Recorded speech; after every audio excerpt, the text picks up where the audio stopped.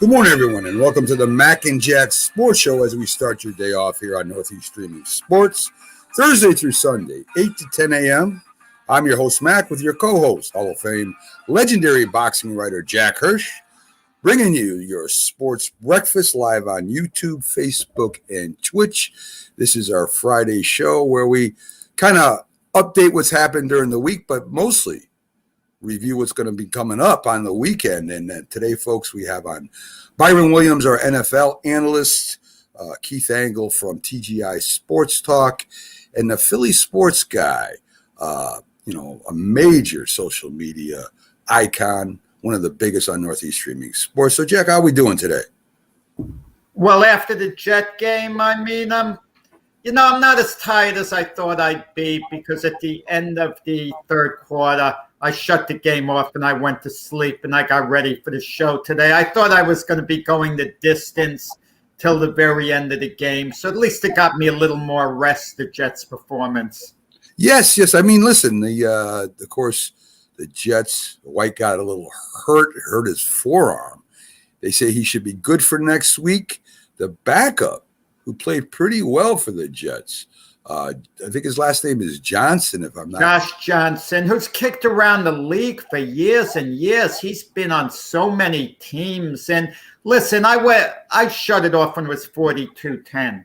Yes. Okay. And then I saw the score was 45-30, a deceiving score that made the game look more competitive than it was. And you mentioned Josh Johnson. We talked a little about the Jet offense. We're going to talk about it during the show. I'm sure you're going to bring up some good points, Mac. But the key was, the Jets just couldn't stop Indianapolis' running game. The Colts just ran right through him, and the Jets showed such little resistance on defense. And as far as things getting better, Marcus May suffers a season-ending injury. So, our hearts go out to him. You hate to see that with a player have an injury and he's out for the full season and then have to go through all the rehab. But the Jets' performance, all in all, it was quite a come down from the big win over Cincinnati a few days before. Well, listen, Jack, the Jets, of course, we know are rebuilding in their first year with a new coach, new offensive coordinator. Saul is supposed to be a very good defensive coordinator. At least he was with the 49ers. And, anytime that you rebuild a team, especially in your first year, there's going to be a lot of things that you have to change, especially at the Jets. And the Jets have been a losing franchise for a long time. And, to bring the defense up to be competitive, the offense to be competitive, the special teams to be competitive, just to change the whole culture is at least going to take a couple of years. And with Zach Wilson being the quarterback before he got hurt, it just looked like the game was too fast for him. It looked like his offensive line sure couldn't hold off the opposing defensive line. So he was running for his life, trying to make plays, making mistakes. And if nothing else, since Zach Wilson has been out, the Jets' offense has started to turn around a little bit. Now, I don't know. I'm not blaming Zach Wilson for that, Jack. I'm not.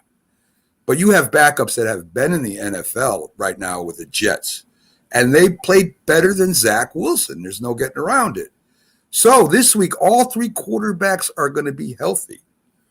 And me as a Jets coach, I would go with the hot hand, which to me would be White. I think White has played extremely well. Before he got hurt, he came back and scored a touchdown on the Colts and hurt his forearm and got taken out for Johnson. I would play White, and then I would have Zach Wilson maybe take another week off. If the Jets are losing the next game in the second half, maybe I put Zach Wilson, and maybe I wouldn't. I think the young kid is a little rattled right now, Jack, and I think he needs another week or two off to get his composure back and to get back into what they wanted him to do this year, which was play quarterback, not try to have the Jets offense outscore the other team in the air. They've got to come to some kind of understanding with Zach Wilson that he's not going to win games for him. He's got to be there and be part of the winning games. And I think Zach has to learn that, Jack. What do you think? Mac, I think it's a waste of everyone's time to keep Zach Wilson on the bench. This isn't a team that has a chance to make the playoffs. I can understand if you had the type of situation you had with the 49ers, a team that thinks they could make the playoffs, and they're going with Jimmy Garoppolo there over Trey Lance. I mean, the future of the team is Zach Wilson. Either Zach Wilson has it or he doesn't. Mike White had one game. He's kicked around the league for years. He's kicked around the league for years. You don't think the other coaches haven't been observing Mike White? There's a reason he's been let go from teams. There's a reason he's not a backup with the Dallas Cowboys. That's not to say he can't be a capable NFL quarterback, but every once in a while you have these guys come up, they play a good game or two, and people think, oh, they could be the future quarterback of the team, like Taylor Heineke with the Washington football team. Everyone's thinking, oh, what a buzz is he creating. And look where they are now. It happens all the time. Listen, maybe Mike White is capable of being a good NFL quarterback. I mean, Josh Johnson comes in yesterday, has some good numbers, basically in a mop-up role. And people are thinking, he's not bad. Let's maybe throw him in the competition. They drafted Zach Wilson with the number 2 overall pick in the draft. Sitting him down there and saying, oh, let him get his confidence on the bench. He's just going to lose confidence there, if anything. You don't want him sitting there watching Mike White show that he's somewhat capable, and you're diminishing him as a leader. Listen, my formula that no one seems to like, which I know makes the most sense, which is a wave of the future, have another quarterback there in reserve like Mike White. If Zach Wilson is faltering during a game, not playing as well, you bring in the Mike White, see if he could spark the team. And then the next week, Zach Wilson is back starting again. That's what you do. Yeah, if Zach Wilson isn't your quarterback of the future, you got to find it out. You got to find it out now. You yourself said, Mac, well, the coaches need a couple of years, okay? Yes. Know what's going on. We got to find out about Zach Wilson. We're not going to find anything out about him sitting on the bench, Mac. He's got to play, and if he doesn't have what it takes, then eventually you do move on from him, but he's got to be given every opportunity. Well, let me tell you, Jack, you're not just trying to get Zach Wilson ready when you're taking over a team. You're trying to get the whole team ready, which means offensively, defensively, special teams. You're rebuilding a whole team. You're not just bringing in a rookie quarterback that is already on a team that is already rebuilt or a team that is competitive. The Jets are not competitive, Jack. They haven't been competitive over the last few years. So what you're saying is, okay, the heck with the rest of the team. The heck with trying to get a winning culture together. The heck with trying to get an offense to run the ball. The heck with trying to build a defense. We're going to just make sure that Zach Wilson's feelings don't get hurt. Or we're going to make sure, even though Zach Wilson has been playing terrible, throwing interceptions all over the place, turning over the ball, inaccurate, only 50%, we're going to say the heck with the rest of the team. We want to see what Zach Wilson can do. I disagree with that 100%. I think that whatever quarterback gives you the best chance to win is who you play. And that's how you build a team. Now, I'm not saying Zach Wilson is a scrub and that you should get rid of Zach Wilson right now. I'm saying that for right now, you have a lot more problems with the Jets than just Zach Wilson. But Zach Wilson is not making it better. He's making it worse. So it's okay for Zach Wilson to go out there and throw 3 interceptions a game and turn the ball over all the time, and the offense to stall, and the Jets not win or be competitive. I disagree with that, Jack. I think that more importantly, that the Jets get a competitive team, that they're competitive every week within a couple touchdowns anyway, or within a chance to win the game, than worry about whether Zach Wilson confidence is hurt or not. I think that you have a major responsibility to the team to build a competitive team that has a chance to win every week. And right now with Zach Wilson at quarterback, you don't, Jack. So Mac, go ahead. Giants drafted Eli Manning. Right. in a similar fashion to the way the Jets drafted Zach Wilson, all the way high up at the top of the draft. The Giants had a 5-4 record under Kurt Warner as their quarterback, and Correct. Kurt Warner was a better quarterback than Mike White's ever going to be. Okay, and Eli Manning took over. He struggled so mightily that rookie year. They finally won a game, his last game of the season, but they went on a losing streak. Kurt Warner gave you your best chance of winning if you kept him in at the time he was quarterbacking. And I disagreed with that. I disagreed Eli with. Manning took his lumps. He developed. Disagree. He needed those games. I disagreed with them pulling Kurt Warner and putting Eli Manning in at that time too, Jack. My opinion hasn't changed. If you got a winning team and you're competitive, there is no reason to put in a rookie quarterback that's going to lose the games for you. I disagreed with that at the time. Well, then what do you do the next season? You start on the next season if the Giants make the playoffs? Then Eli starts next season. But what happened if Kurt Warner was successful during the year? Yes. You come back with them next year as the start. No, you come back with who you drafted. But at least, Jack, at that time, you had a competitive team. And Eli Manning would have had to sit in the bench and learn from Kurt Warner. That's simple to me. I disagree with it at the time, and I was right. Well, Zach Wilson doesn't have an established veteran who's been a starting quarterback for years to learn from. So this is Mike White, someone who has started less NFL games than he has. Do you think Phil Simms was a good quarterback? Of course. So when he came in, and he was drafted in 1979, when Bill Parcells took over, guess what? Scott Bruner became the starting quarterback. Bill Simms wasn't regarded as highly as Zach Wilson. He wasn't drafted as highly. Well, Phil Simms was the number one draft choice of the Giants, Jack. But he wasn't at the top of the draft, as I remember. He was. Number yes, 2 he overall. was. I think he was the number 1 overall draft pick. I'd have to go back and check. No, Simms. But he was the first round. He was the first round draft pick of the New York Giants. Phil Simms came from Morehead State, a small college. Correct. Beside the point. Okay. Scott Bruner was nothing. Scott Bruner wasn't regarded at all.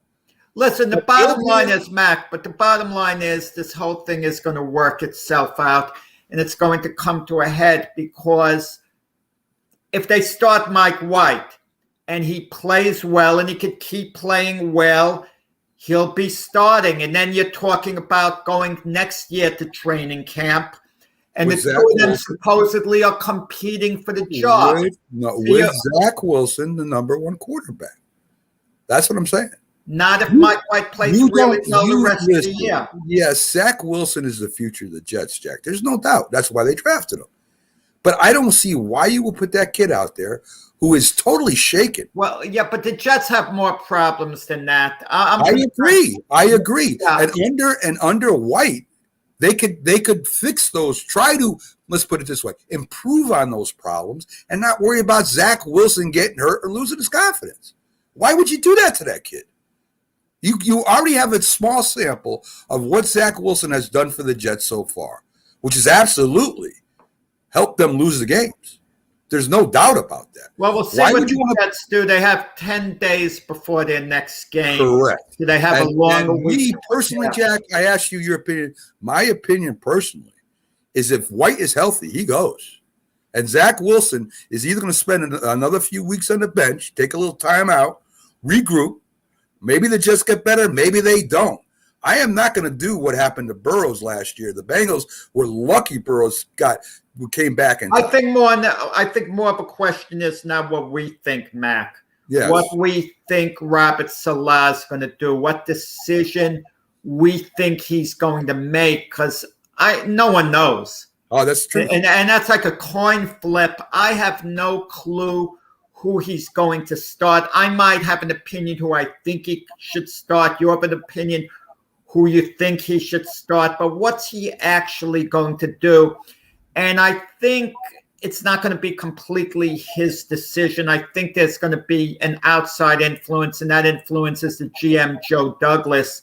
Because when you draft a guy as highly as the Jets did with Zach Wilson, the number 2 overall pick in the draft, make no mistake about it, the Jet front office is rooting for Zach Wilson. Oh, there's He's no their doubt. guy.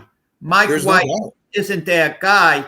And that has influence on Robert Saleh. He wants the Jet front office to be happy. He basically is working for them. The guy who hired him, Joe Douglas. So I'm sure he's had discussions with Joe Douglas. Maybe Joe Douglas has said to Robert Saleh, whatever your decision you make, go ahead and make. Maybe Joe Douglas is saying start, Mike White, because Buffalo has a good defense, and he maybe he's concerned with Zach Wilson's confidence, and maybe he's saying to Robert Saleh, just start Zach Wilson. He's the future of the team. I mean, no idea what's going on behind the scenes, but something is going on behind the scenes. And I find it hard to believe this is going to be strictly Robert Saleh's decision. I think it's going to be more a group decision, at least a 2-person decision, him and GM Joe Douglas, deciding. Yeah, I mean, I would. Yeah, of course, Douglas has say in it, but of course, also Saleh is the head coach of the team, and I would think that he would have a little bit more pull who plays every week than the GM. At least I hope so. Because it's a partnership. If they get along well, and look, Joe Douglas hired Saleh. I understand that, and he hired him to run the football team. He hired him to run the football team. But GM's exerting. We see the influence they're exerting in baseball now. No, baseball. They're not exerting quite as much influence in football because football isn't as analytics driven with every little thing. I mean, I understand all the schemes and all that, but you don't have the stats. Like if a quarterback is playing on a team, a defensive lineman has had success putting on pressures this amount of times. You don't have, it's not as fine an art, with the analytics, but when a GM drafts a player so highly, the player's there for a reason. He has to succeed. If Zach Wilson turns out to be a busted draft pick, completely falls on his face, it reflects poorly on Joe Douglas. I agree with everything you're saying. So Zach Wilson's the guy that they're rooting for. They want him to succeed. They want him to win. Yeah, listen, I want Zach Wilson to succeed. Listen, like I said last show. Jack, you say the same thing. I want Zach Wilson to succeed. I do. I hope the kid does great. Right now, his sample so far shows he's not. And we'll leave it at that. We'll see what happens.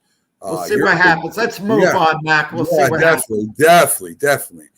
So then to let the people know, Phil Simms was the 7th pick in the first round for the Giants. Okay. So, I didn't realize it was that. I thought it was more mid-range pick. Okay. Seventh pick. So let's talk a little bit about your favorite quarterback, Aaron Rodgers. Aaron Rodgers says he was immunized in the beginning of the year, meaning that some kind of booster was given to his immune system. Somebody he did not take the COVID shot. He did not take that was available, and that the NFL said that if you do not take this shot and something, and if it's found out, it could be high as suspension for 4 games. It could be a $700,000 fine or some draft picks. So Aaron Rodgers again is in the news for all the wrong reasons. It would have been very simple for him to go get a shot like all the other players are supposed to. And I don't know if he lied or the Packers lied for him or they covered it up. But now the NFL is involved, Jack. I'm going to tell you, Mac, I don't understand this whole thing. And I hold the NFL accountable before anyone else. I mean, you have to show proof. Is the NFL just taking the word of the players? Oh, yeah, I got vaccinated. Now they could come and play. There's a card you're supposed to show proof of vaccination. But is that to the team? But is that to the team? But the team should be gathering all that info and presenting it to the league. I agree. They've got to prove. So what's going on with the Packer front office? What's going on with Aaron Rodgers? There you go, blaming the Packers for something Aaron Rodgers should have done. Okay, what is he? The Packer front office has. Is Aaron Rodgers a 12-year-old kid, Jack? He's a man. He's been in the league for a long time. He knows what happens. He had a problem with the Packers in the offseason, and now here he goes again, just not getting a shot. But what about all the other players, Mac? Well, we're not talking about. They got vaccinated.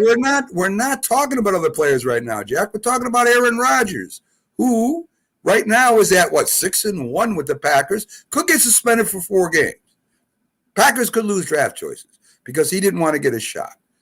So I'm not shocked because I know how Aaron Rodgers is now, but I'm shocked that any starting quarterback would not get their shot. I'm not. That's not the issue to me. The issue is there has to be proof of vaccination. The league has to be on top of it, where everyone shows proof. The league was not on top of it. They were letting a player, it could have been Aaron Rodgers, and there might be other players out there who are playing without proof of vaccination. Aaron Rodgers is just one man in this, as far as getting a shot and not getting a shot. Okay? There are other players as well. Isn't he supposedly the leader of the Green Bay Packers on the field, Jack? Right, but they were letting him play. There's a difference involved. They were letting him play. If he didn't play and just say, yeah, I took care of it, and they're not checking into it, so be it. Okay? But the point is the league didn't enforce this. The league was disorganized. Now, did the league count on the Packer front office? The Packer front office should have submitted documentation, the little card, proof that every player got vaccinated. Now, if Aaron Rodgers submitted fraudulent information, fake ID supposedly, that got past the league, that's a very serious matter. Aaron Rodgers supposedly said he got the vaccine, he got alternate this, alternate that, and maybe he didn't say anything. He said I was immunized. I've been immunized. But to his way of thinking, maybe he's telling the truth here. Some people have, some people have alternate courses of treatment. Wow. Well, that wasn't the rule, Jack. The rule specifically, you have to get vaccinated. He did get vaccinated. Let me ask you a question. You were a teacher, right? You were a teacher in a school. Yeah. So the superintendent lays down the law and says the teachers have got to go get vaccinated or they can't teach in the school. And the school is responsible for making sure. So they tell all the teachers, hey, listen, you got to get vaccinated. You want the school to be responsible for whether you get vaccinated or not. You want them to come in and threaten you. You want them to bug you, or do you want to be an adult and just go get your vaccination if you want to continue teaching?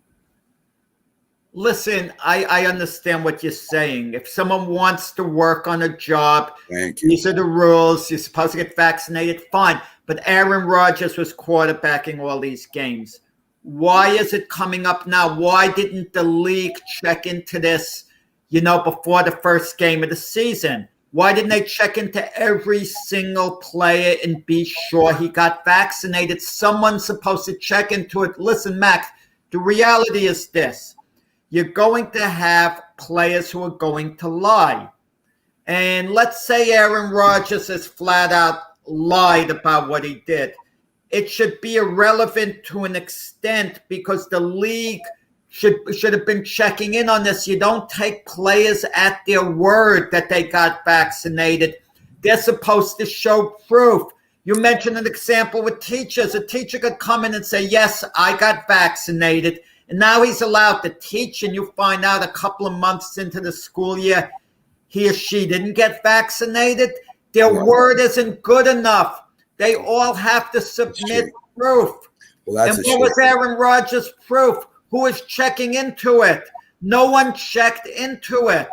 So that people who didn't check into it, they should be held accountable first and foremost. I think they should be held accountable also, not first and foremost. I think the person whose responsibility it was. We talk about how players, especially the younger players, they do things that are off the cuff that you shouldn't do because you should be an adult. And here's an adult that's been in the league for years, and you're making excuses for him. But he wins, Mac. He wins. He's got the Packers off to a great start, and he's got to be doing something right. Yes, he does, Jack. Okay, I mean, and listen, the league. I'm going to tell you, the league might come down hard on the Packers and Aaron Rodgers for this, but they might not, because if they come down too hard on him and the Packers, the league is going to have to answer what their responsibility is on this. Well, that's true. The league obviously really fouled up big time. Maybe so, Jack. You might be right. Odell Beckham was released for the second day of practice. And, we have Byron backstage. Let me just finish this question off to you before I ask Byron. So it looks like the Browns and Odell are finally coming to a close. Where do you think Odell goes, if he goes anywhere? After the Browns cut him loose? Someone's going to pick him up, but they're going to pick him up on the cheap, meaning they're going to give up virtually nothing for him. Cleveland just wants to get rid of him, and the team that picks him up is hardly going to be paying him his salary. They'll be able to fit him in comfortably, in their books, and it's going to be a no tolerance situation. Whoever picks him up, because if he's going to be any type of trouble, they're going to get rid of him. But with that said, situations like this work out. When Tom Brady kind of pressured the Tampa Bay Buccaneers front office to take on Antonio Brown, Bruce Arians wasn't happy about it because the head coach Bruce Arians was an assistant coach with the Pittsburgh Steelers when Antonio Brown was there. And his perception was Antonio Brown's a selfish guy. It just his perception. And he made it clear that if Antonio Brown starts demanding the ball, he's gone. He's gone. No tolerance. And Antonio Brown turned out to be a perfect citizen. And Bruce Arians likes him a lot now. Saying he's a really good guy. He puts the team first. Maybe it could work with Odell Beckham going elsewhere. But listen, this isn't the first time this happened with Odell Beckham. With the Giants, they had to get rid of him. He was high maintenance. With Cleveland, they had to get rid of him. You want to put the burden on the quarterback. Well, he doesn't have a quarterback who can really throw to him. So he left because Eli Manning was at the end of the road with the Giants. He leaves because of Baker Mayfield maybe isn't the ideal quarterback. I mean, who does he really want? I mean, it's like he needs the perfect quarterback there. I think the only one who might be able to rehabilitate Odell Beckham would maybe be Tom Brady, but he's not going to Tampa Bay, and I'm not a fan of the way he's acted. Well, Dean Coleman, you're a Brown season ticket holder. If you want to comment on what you think about Odell, I'm shocked. I thought Dean lived in the Florida area. Well, he might, but I'll leave it open for Dean to make some comments. I do want to hear it from Dean. Does he sit in the dog pound? Let's bring on our NFL analyst Byron Williams, also on J&B Talking Shop every Wednesday night, 8 p.m. Eastern, 7 Central. Byron, of course, a New York Giants star wide receiver, was with other teams and also in the CFL, WFL. The man knows his football. So let's and he's going to make nice. Byron's going to make nice when it comes to Odell Beckham. He said, well, these young men have to be counseled. They have to be made to understand. I say kick him in his rear end, Byron. No, not give him a nice talk. Well, social media and football is a whole different game now. So ain't no telling what will happen. So I only thing I know is with the NFLPA supposed to be helping to guide these guys. Sometimes they do get out of place. So it's a lot of things need to happen for us the rules and for us these players, moving on and free agency and all that. But it's just a different game now. I just these guys are spoiled. It's not like what happened when we were played. You either sign your contract, you get released or whatever. But it's a whole different game. So Byron, so let's talk about Odell specifically. I mean, okay. he was the next Antonio Brown. He was the next Jerry Rice. Exciting. Could make catches with one finger. Eli used him primarily. He ate the league up. The Giants get a little bit tired of his antics off field, on field especially, and they say, okay, we'll send you to Cleveland. We'll get a couple players and a draft pick or so for him. Cleveland gets him. They're all excited. Now they got Jarvis Landry and Odell Beckham, and now Odell said all the right things. But yeah, I mean, just these players now they different, and just because you can went from one place to the next place doesn't mean it's the right fit. And you still have to work hard. You still have to have the chemistry. You still need to work with your quarterbacks. Being a superstar is one thing, but just playing a team. This is still a team concept, and you have to fit into the chemistry, and you have to put time in with the quarterback. You get to know each other. No matter where he goes, we still gonna have the same problem. If he I watched him. I've watched him in games, Byron. He drops easy balls. He's still got the speed. He's still got everything. But I mean, they'll hit him right in the hands and he'll drop the ball, and he doesn't look like the same player anymore. It's weird. It's really weird. Yeah, I think like I said, it's all about production and. Just with his dad getting on social media this week, and so you can tell there was a lot of bad things happening with communication, and so you don't need that. It's like a rotten apple, it's a bad seed, but you have to get rid of that, and that's what these teams are doing. And players still got to remember that you're only good as your last play. This game gonna go on with you or without you, so you need to make the most of it while you're part of a team. And unfortunately, these guys don't understand that. And so this guaranteed money have kind of hurt the nature of the game as well. Byron, Odell Beckham, he would have these fits on the Giants sideline, showing immaturity. But the main issue was Eli Manning was kind of towards the end of his career, didn't have the same arm strength. So it affected Odell Beckham's performance. He didn't have the ideal quarterback. And because Eli Manning is an icon, he couldn't say anything bad about him because, you just wind up losing that way. So he goes to Cleveland. I couldn't understand how that was helping his career. He's joining his buddy Jarvis Landry, who's on a par with him, meaning Odell Beckham's not going to stand out as being the man that he wanted to be. And he's going to a team with a great running game. So that wasn't an ideal situation for him to go to. And maybe he had no choice over that, because the Giants did make the trade. But you look at these prima donna wide receivers who want to be stars, but they need the right quarterback. I mean, by all indications, Devonta Smith is a nice guy. He's not a prima donna. But being with Jalen Hurts is a lot different than being with Aaron Rodgers, because Aaron Rodgers is going to find you downfield a lot more.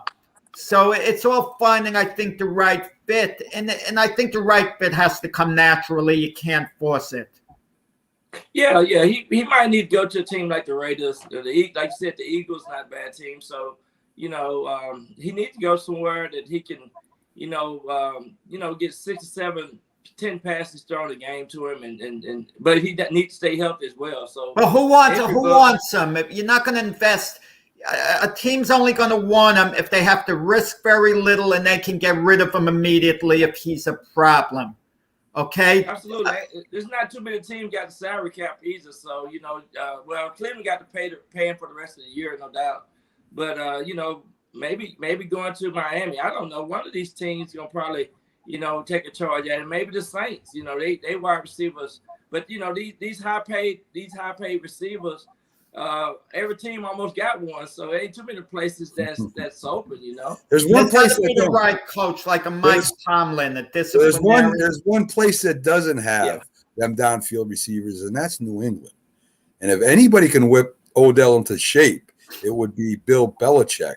They don't know don't bother with this type of nonsense. well, they picked up bother with it. they picked up Randy Moss, and they also picked up they also picked up the Brady connection wide receiver there too. You were just speaking of. So Brown, yes, so I mean, if there is a team, Good one, Mac. You got me on that one. Good if there's one. You got me on anyone, that one. if there's any team that could maybe whip him into shape, if that's what he needs, it might be the Patriots, and they do need a downfield threat. So I could see something like that happening. But other than that, I mean, Odell just has looked terrible. His numbers have been going down every year. So let's get a little bit. Now, me and Jack kind of went at it with Rodgers. And you're an NFLPA guy. You're responsible for players and protecting players. So Aaron Rodgers does not get the vaccination. He gets something else. And in the beginning of the year, he didn't say he got the vaccination. He said he got something else. Well, now it's found out that he has COVID, and the rules in the NFL sent down was that he could be suspended for 4 games. The team could be fined $700,000 or more. They could lose draft picks because Aaron Rodgers decided he didn't want to get vaccinated for one reason or other. Jack thinks it's the NFL's fault, or maybe the team's. I think it's Aaron Rodgers' fault. He's the leader of the Green Bay Packers. He's the one that they depend on, and he's the one, if he's at quarterback, they have a shot possibly going to Super Bowl this year. Now, if they enforce any of these rules, and it is true that he did it and the Packers covered it up and didn't report it, there's a lot of things that could happen, Byron. Yeah, no doubt. I think it was more Aaron Rodgers covering it up. He went the holistic way. He thought that, taking certain herbs or whatever the case may be, getting his immune system stronger, I think that's the way he wanted to go. And, that's his option too. But, I just think it's mainly still at the end of the day, it's the choice of the player. And they knew that these quarterbacks are the key figures on these teams. So, and they're the leaders. So Aaron Rodgers just decided this is my option. I want to go this route. And so I think that's what he decided to do. And unfortunately, he still got COVID anyway. So it's one of those things to where he made the decision on what he wanted to get and wanted to receive. And when you want his top 5 players in the NFL, then you got a lot of leeway to do and make decisions on your own. So I don't think it's the Packers' fault. Really. Wait. So if he didn't catch COVID, they never would have known he wasn't vaccinated. So how are the rules in place with the league and with the Packer organization to check on guys? What do? You just take their word on it? Anyone could say anything and play. It makes no sense. Well, Kyrie Irving could be playing for the Nets now. He could say, "Oh, I got vaccinated," and no one will check up on him. I mean, the NBA checks up on their guys. Well, you got the vaccination record. It's recorded when you get vaccinated. So you have, if you vaccinated, you record it. I got a shot record indicating when we took our right. So, but you have to show proof to the league, and apparently no proof was shown to the league. The league didn't check up on it. The league was asleep at the switch. Well, that goes back. That's fall back on the team. So the team should have been the. I agree that there has to be a chain of command. I put it on the team. Look. Did the league trust the Packer organization? But the Packer organization should have submitted something to the league. However they do it, they're like checks and balances, So you expect the team, Jack, to tell Aaron Rodgers, either get a shot or you're not playing. Is that what you expect them to do? Look, the way the Packers have been playing this year, I could understand the team didn't want to rock the boat. Well, I'm just saying. I mean, it's wrong. Suppose the team says to Aaron, "Listen, you need to get your shot." Aaron says, "No problem, I'll take care of it," and he doesn't. What are you gonna do? You gotta. He has a card. He has to submit. That's got to be a rule. Listen, Byron. Now let me go to a player. Byron, if, for instance, Phil Simms was required to get a shot to continue to play quarterback as the New York Giants, and the GM came down to him and said, "Hey, listen, Giants, make sure that they gets a shot." Bill says to Simms, Bill Parcells says to Simms, "Hey, you need to get a shot or you can't play." Phil says, "No problem." Is Bill Parcells going to go over there and hold his hand and make sure he gets the shot? No. Of course not. Of course not. He would figure Sims is grown up enough, Mac, you have to responsible submit enough, the part to the responsible enough to take care of himself. He's a man. And Jack wants to treat them all like they're little kids. And yet then he complains that they're little kids. You can't have it both ways. Listen, it comes down to it. It falls all the way back to Aaron Rodgers, period.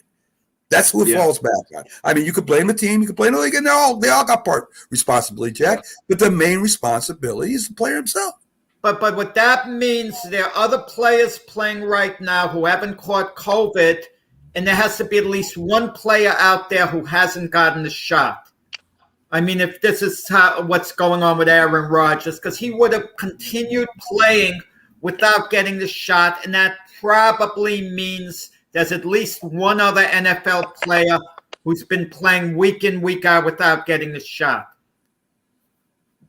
Yeah, the bottom line is I think that the league needs to do better. I think the teams need to be better. But the coaches also, you mentioned the name Bill Parcells. And Bill Parcells, I'm telling you, he would, if you play for him, he said that everybody on this team needs to have a shot. Everybody will get a shot. I agree with that. Because they know how important it is for the team concept to win these games. Right now, you're in the midst of the seasons of positioning yourself for run for the playoffs, and these guys are still playing, rolling dice on playing the game, where you have an option to play or miss a game. When you miss a game, you put your team in jeopardy, regardless of the situation.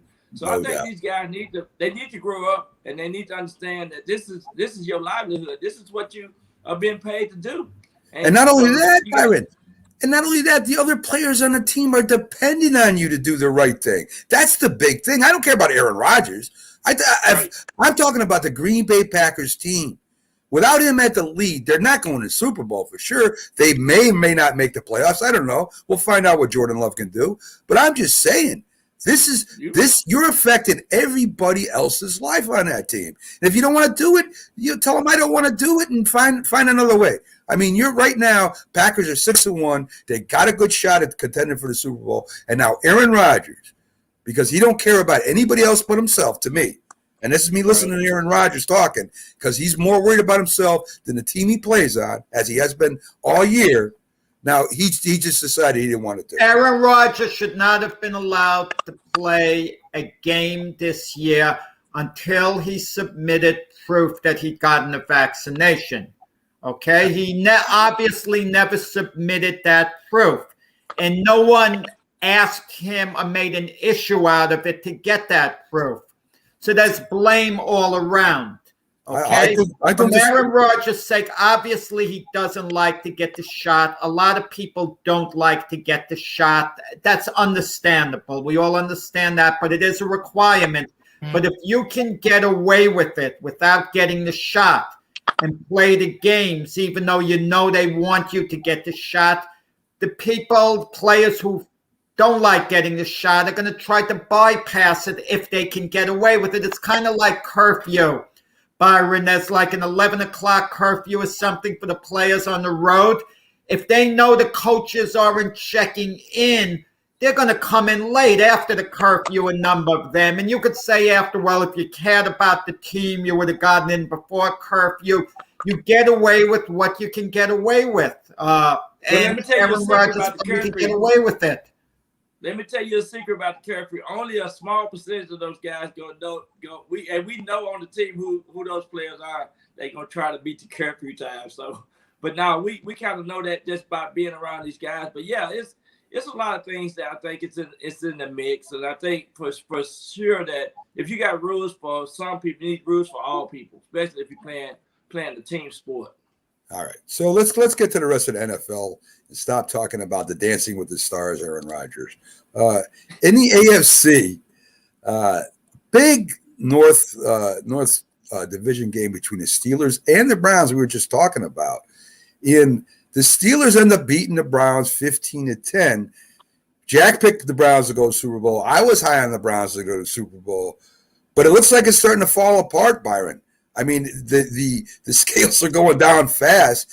On paper, the Browns are probably a better team than the Steelers. And the Steelers, but on the field, we found out who was the better team, of course. on Sunday. Big Ben went 22 for 34 with a touchdown, and Najee Harris looks like he's going to be okay. 91 yards and 1 TD.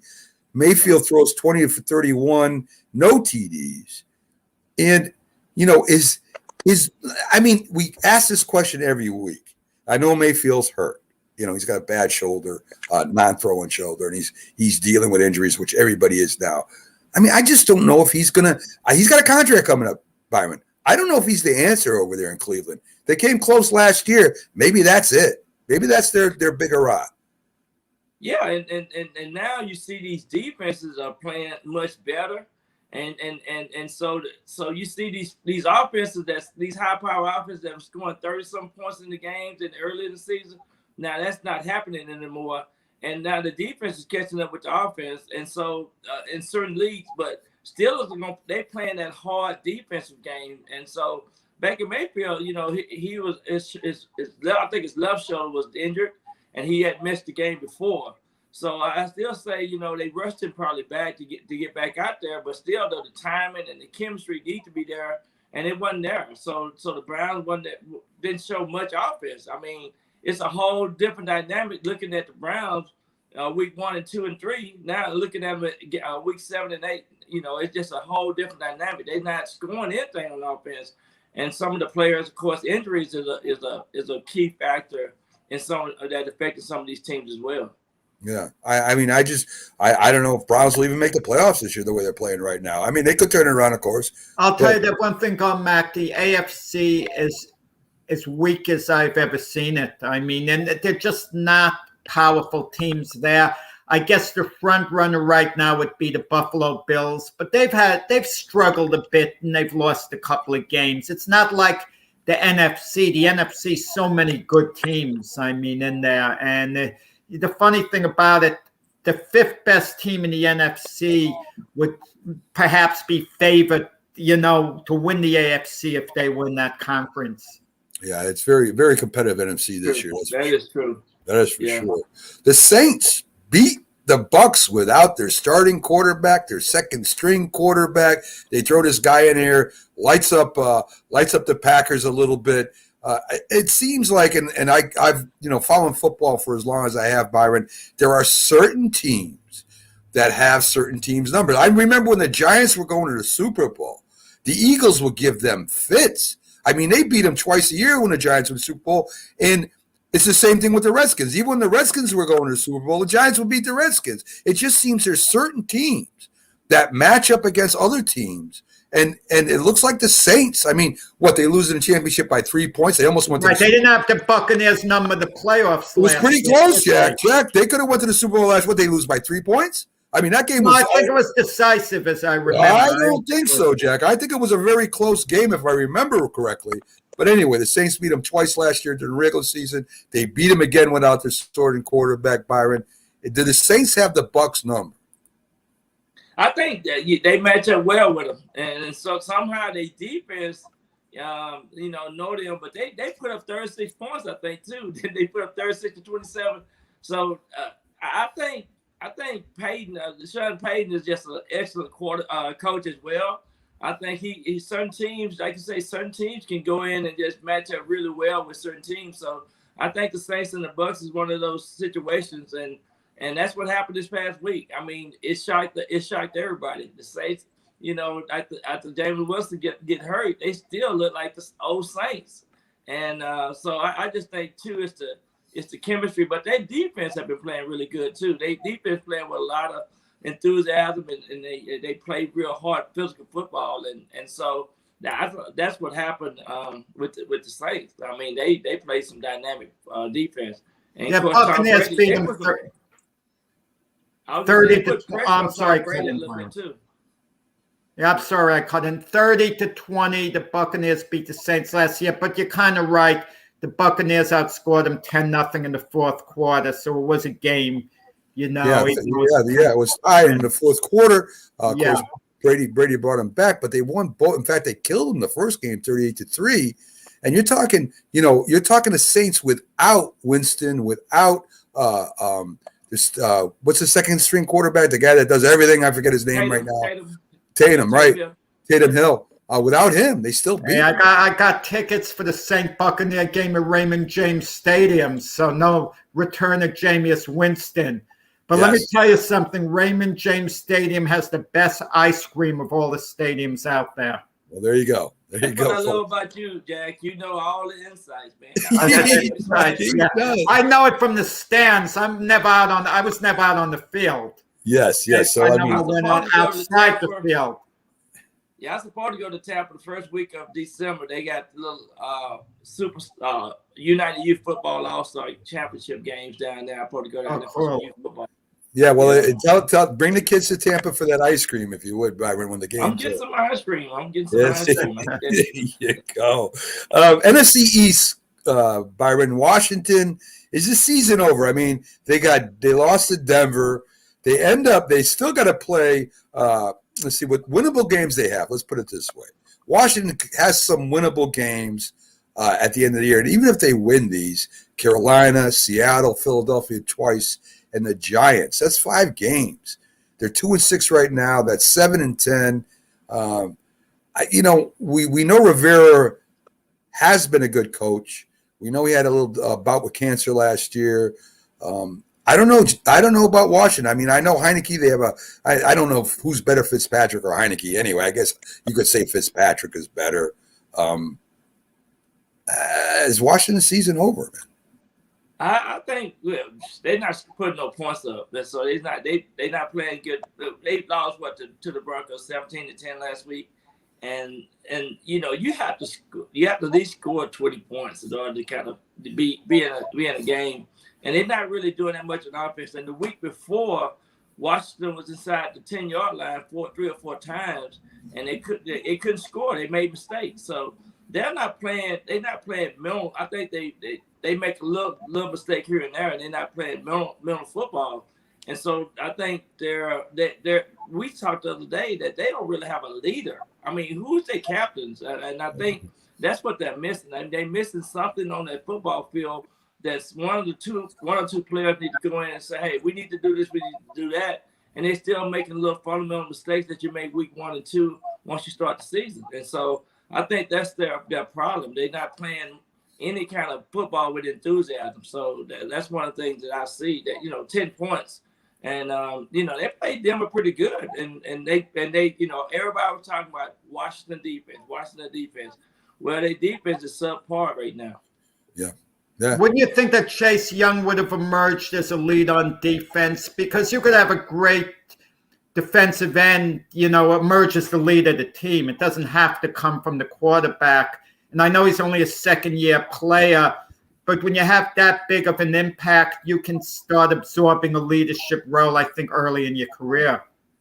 Yeah, and then the National Football League, it's not too many first and second year players need to have a C on your jersey, because that'll be just because you're pretty good doesn't mean you're a captain.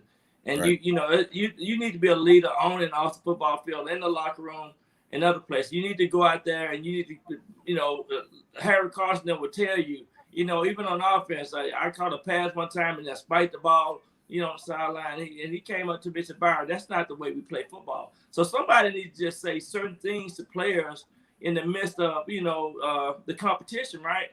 And so I don't see that happening in some of these teams. So you really have to have players, whether you're playing offense or defense, that go in and get in each other's face and hold each other accountable. And that needs to happen in football, because that's what football is all about. We are here to protect each other, but yet we're here not to make these mental mistakes. Just like the Giants, the jumping off sides. I was just going there, Byron. Washington missed the field goal. See, those little things like that can come back to hunt you and hurt you and cause you to go into the playoff run. I was just going Giants next when you're talking about mental mistakes and no leaders, right? I mean, you have the Kansas City Chiefs. This is your best opportunity to beat the Kansas City Chiefs in the last 2 or 3 years, maybe last time ever. So they play the Kansas City Chiefs thoroughly. The defense outplayed the Kansas City offense. The Giants offense had their way with Kansas City's defense for the most part. They just can't stop making dumb penalties and doing dumb things. And to me, as much as I like Coach Judge personally, that's his responsibility to make sure that these guys aren't making the mistakes and it goes down to coaching staff all the way down to the position coaches. The Giants again. I mean, even if they win the winnable games, that they on paper are as talented as these teams, or even more so. They would have to go on a 9-10 game winning streak to have a shot. That's not happening, Byron. So what happens at the end of the year when the Giants finish with about the same record or worse than they did last year? What's going to happen to the Giants? They're going to clean house again. I mean, you got to keep doing what you need to do. And losing to Kansas City 20-17, and then the audience, the fans weren't even a factor in the game. That's ridiculous. You got to win these games. And so, yeah, no doubt. I think they're gonna clean house. They got to bring in new coaches. They got to bring in some players that they can trust, and they know that they can start building this team around. But Daniel Jones and Saquon Barkley, all those guys, they have to get healthy and play because they need those players back as well. So it's one of those deals where you got to get these players and everybody on the same page. I'll tell you, a lot of people blame GM Dave Gettleman, but what's he done wrong? He's drafted well. I don't see how any of the blame could go to him. I mean, it's the coaching staff. If you want to blame him for who he hired as a coach, and I haven't given up on Joe Judge. Hopefully they can turn it around. And I think the Giant front office, the ownership, has this mentality. If the team is at least competitive and loses a lot of tough games and looks like they have the potential to turn the corner, they'll overlook a losing record and give him another chance, give him a third year. That's my feeling, how they finish up the year. It's a little less about the final record than it is how they play, how much resistance they show, how much fight they show. That's what I think the mentality's always been at the Giant front office. Yeah, and I think a coach needs more than 2 or 3 years. I mean, you got to give a chance. And if you believe in the coach is young. And so just continue to see if we can build a couple of key players. I mean, the linebacker. I'm giving a vote of confidence for Urban Meyer now. Interesting. I hear him. Give Urban Meyer a few years, Byron is saying. Okay, well, Byron and Jack, there's one thing I'll say to that, okay? I agree that coach needs more than 2 years or even 3 years to build a program. And Gettleman has made some good moves, drafting and in players. He made one bad one though, and I didn't understand why they went and got Galladay. Galladay was hurt during Detroit. He has that attitude. He's got that prima donna thing going with him. That give me the ball, as you saw. I never understood that signing. I mean, you look at some of the young wide receivers the Giants have right now, they're better than Galladay's playing right now, and Galladay's hurt again. That was, to me, like making a move out of fear. Did they get Galladay after they drafted Tony? That's because they didn't know they would be. I mean, did they sign him before that? That's what I kind of wonder about, because if they signed them before that, they didn't know they would luck out getting Tony in the slot that they did, and the type of trade that went down flip-flopping with Chicago. And they didn't know that John Ross was going to at least be a useful receiver this year, too. Sometimes you do that impact signing, and you're not sure what's coming down the pike late on. Galladay. That's a good point. That's a good point. I think one of the positions that you can really take a risk on is wide receivers. And, we didn't have no big-name wide receiver, but everybody did something great. But when you could put in those packages and utilize those receivers' assets for somebody to run fast, somebody can block better, whatever the case may be, then you don't have to worry about signing these big contracts like that. And I think that's a position that you can kind of roll the dice with as a wide receiver, because some of those young players are coming in and playing real well. And I agree. I agree with you.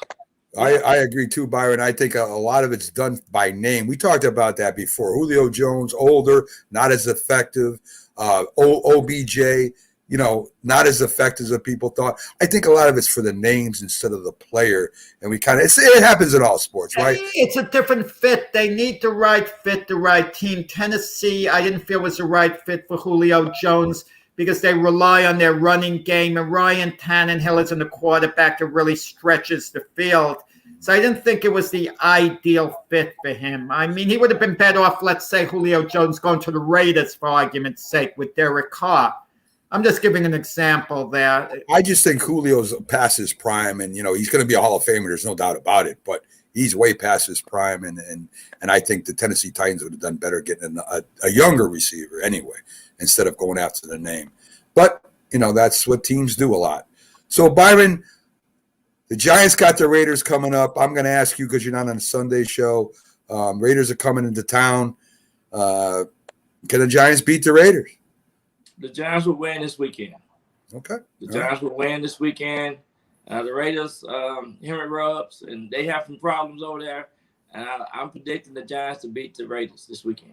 How upsetting is this to a team when it happens? What happened with Ruggs, one of the Raiders' teammates, because this is real life. This extends beyond football. A young lady lost her life tragically because of his recklessness. There's no way of getting around that. But they also feel for their teammate what the future is going to hold for him. I mean, what does this do to a team internally? Because it's a very hard thing to handle. You have to be very careful what you say. But what does this do to the team? Well, it really disrupted the team.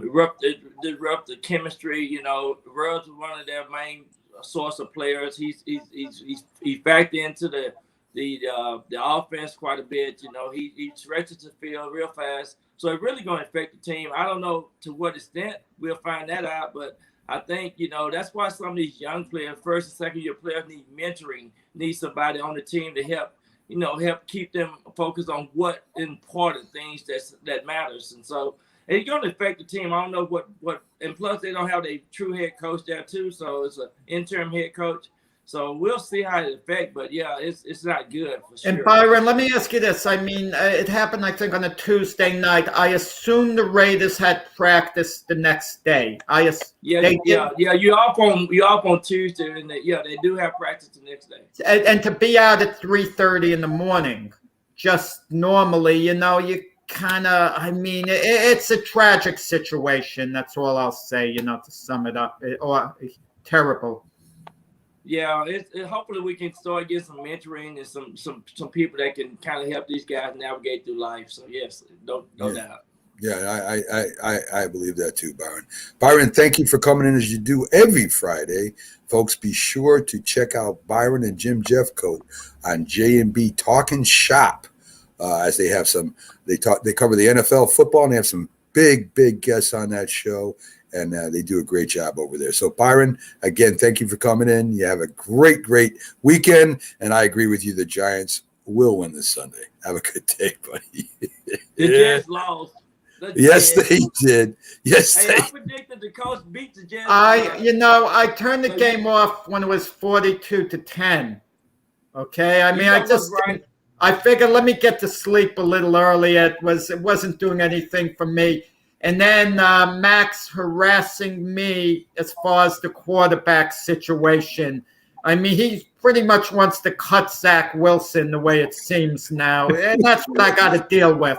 See what I got to put up with, and I got to respond to it. And he's keeping it going and going and going. I don't want to talk about that situation. I don't want to talk about it this week.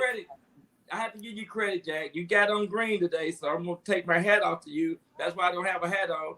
Well, I prepared my clothes before the game, and I was too tired, to switch back. Yes. So he would know you for wearing green, though. You're a true Jetter. Yes, he is.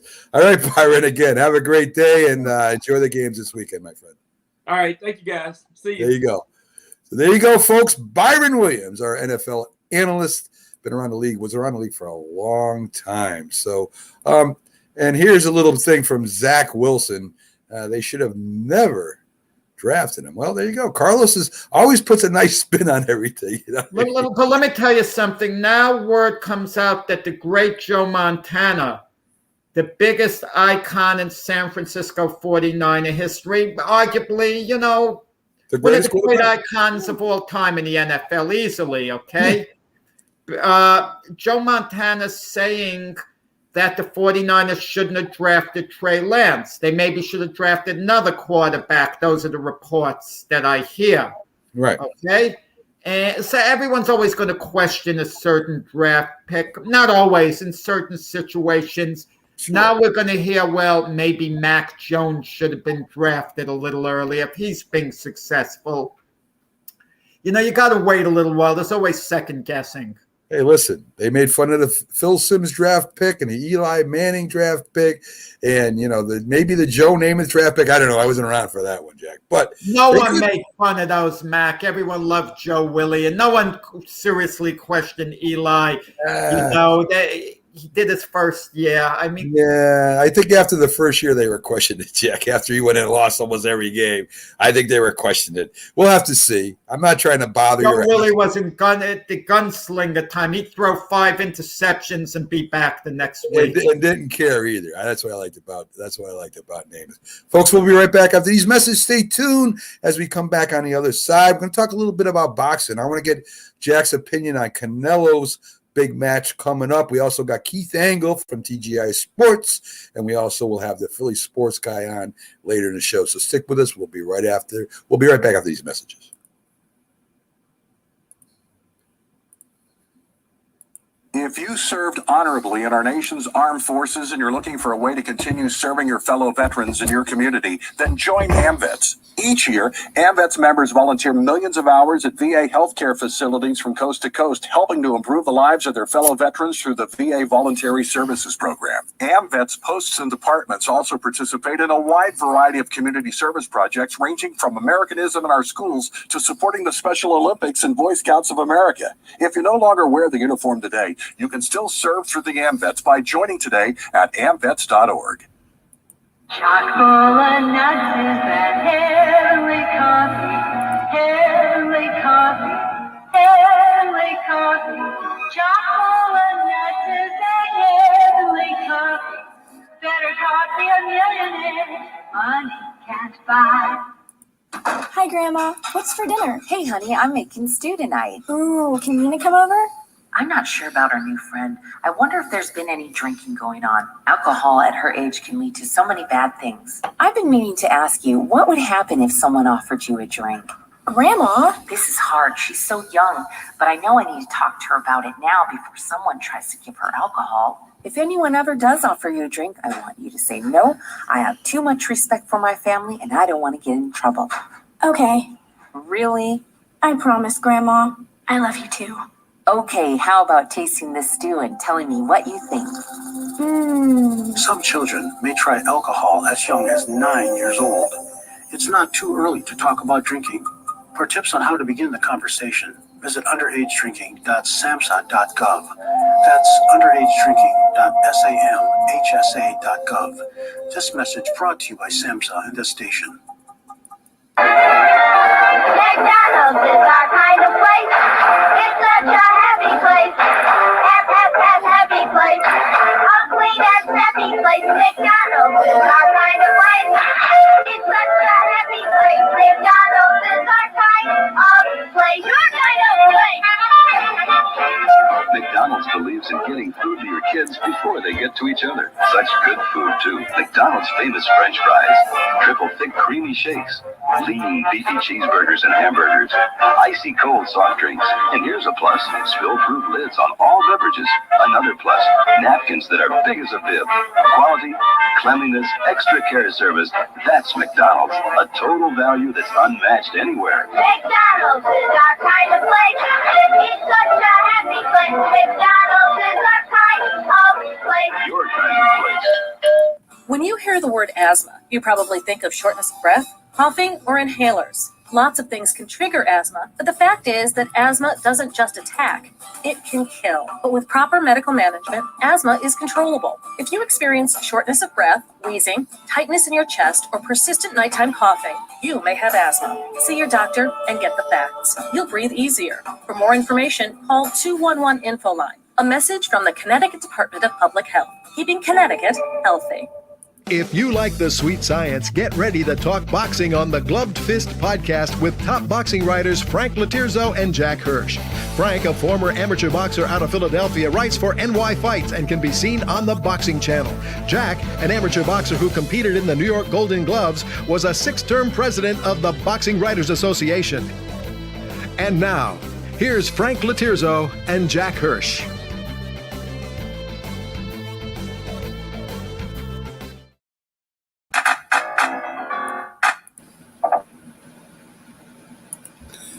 This is a presentation of Northeast Streaming Sports. Good morning. You're listening to the Mac and Jack Sports Show on Northeast Streaming Sports.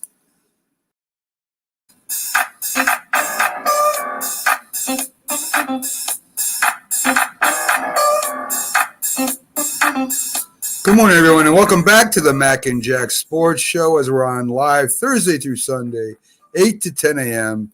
Today is our Friday show. Coming up in the show a little later is Keith Angle and the Philly sports guy, Pags himself. Jack, I want to play that promo for your guys' fight show on Monday night. And it's got people, let me tell you, if you're listening right now or watching right now, if you got a chance, Monday, 7 p.m. Eastern, 6 Central, one of the best boxing shows on the air by far. Check them out. All you got to do is go over to YouTube channels on Northeast Streaming Sports, view and subscribe there, and you'll get to get all the notifications of when they're on. Doing really well on the YouTube side too, Jack. So congratulations on that. Let me see. The fight with Canelo coming up, right? Canelo is taking on the other champion, if I'm right, in the light heavyweight division, right, Jack? Caliplant, the IBF super middleweight champion. He's a belt holder. I hate to use the word champion because he's really not in Canelo's league. And I just can't muster any excitement at all for this fight. Some other people are. They're not giving Plant a serious chance of winning, but they think he could give Canelo a good fight, maybe go the distance. And some people are thinking, well, if Plant fights the perfect fight, maybe he has a chance, okay? I don't look at it that way. I think he can fight the perfect fight, and all Canelo has to do is be average that night, okay? And Canelo's still too good. Canelo doesn't have to be at his best to win this fight decisively, okay? Canelo's really going to have a terrible off night, and Plant's going to have the fight of his life for Plant to have a chance to eke it out. And the chances of that happening, come on, I mean, virtually none. Well, I saw some of the clips from Plant, Jack, and he looks like he's a good boxer. He looks like he puts combinations together pretty well. But Canelo, as you said, I think Canelo's stronger. I think that he's got a lot more experience than Plant does. You don't see any way that Plant could maybe eke out a decision? No, I mean, I really don't. Listen, I always I maybe shouldn't say it. I always like to analyze, well, if I have to open the door just a crack for a guy to go through, is there any possible way, if I was advising Plant what to do? And basically, my idea would be, keep away from Canelo in the early rounds, jab, move, try to win a couple of rounds, and then meet him head on in the middle of the ring, and maybe Canelo tires out. Maybe Canelo just has a bad night. Listen, athletes are human. Maybe Canelo has a bad cold. Maybe he has something else that physically is going to weaken him and drain him. Maybe he can cut Canelo, okay, with a punch, and then the cut gets worse and they stop the fight. There are all type of little possibilities there, but the bottom line is, you don't want to overanalyze things. Canelo's on a different level. I mean, listen, Mac, put the Brooklyn Cyclones against the New York Yankees, okay? Best, 2 out of 3. Chances are, best one game for all the marbles, and I'll put the baseball all-stars. That's a better example. Against the Brooklyn Cyclones, it's possible the Cyclones could win one game, but you're putting them against the Ronald Acunas, the Mike Trouts, the Otanis, all against them on the same field. I mean, I just don't see it. It doesn't excite me. All Plant's bringing to the table to me is a belt. Okay, he brings a belt. So people say, "Oh, Canelo's going to unify the title." Canelo, and that's how they're promoting the fight. If Plant didn't have a belt, he's just basically another guy. Yeah. You know, yeah, to me, and I know I'm sounding bad, I'm sounding pessimistic. And if anyone's a supporter Plant and they're not happy with what I'm saying, let them prove it otherwise tomorrow night. Let them show that I'm wrong. The best way to quiet a critic is to prove I'm wrong. Okay? Yeah, I mean, they got into it at the press conference. I mean, punches were thrown. Even then, Canelo cut Plant with a punch. That didn't bode well for him. No, Okay, it did. Well, listen, and there's the next factor. Let's say Plant fights the fight of his life. Okay, and let's say he genuinely edges Canelo out. Okay, after 12 rounds. Do you really think the judges are going to favor Plant in this fight? They're not. I mean, I recently wrote a story in Boxing News in the UK, which was called Judging Canelo. I gave an example of 10 fights of his where the judges favored him, okay, during the fight. And there were a total of 30 scorecards given in over 10 fights. And not one scorecard could Canelo's backers complain about, saying, oh, it's unfair. But for the opposition, there were a number of scorecards that were very controversial. Very controversial, meaning Canelo always seemed to be given the benefit of the doubt because he's big for business. He's good for business. And I'm not saying the judges intentionally are doing anything unethical, but subconsciously they understand Canelo is the big star of the show. So anytime you get a round that could go either way, the judges are usually going to slant it for Canelo. Well, backstage, thank you, Jack, for the update. I know you know a lot about it, so I'm going with you then. I'll say that. Backstage right now. Canelo in 6 rounds. All right, I'll say Canelo in 5. How's that? Backstage right now, Philly Sports Guy live. He's raising some funds like he always does. Great guy, even though he's crazy looking. He has a heart of gold. Let's bring him in, Jack. What you doing today? Yeah. Good morning, guys. How are you? Good. How's it going out there? Yeah, so I'm here at what's the Preston and Steve Camp Out for Hunger. I don't know if you guys can see it behind me here. They've got like rides.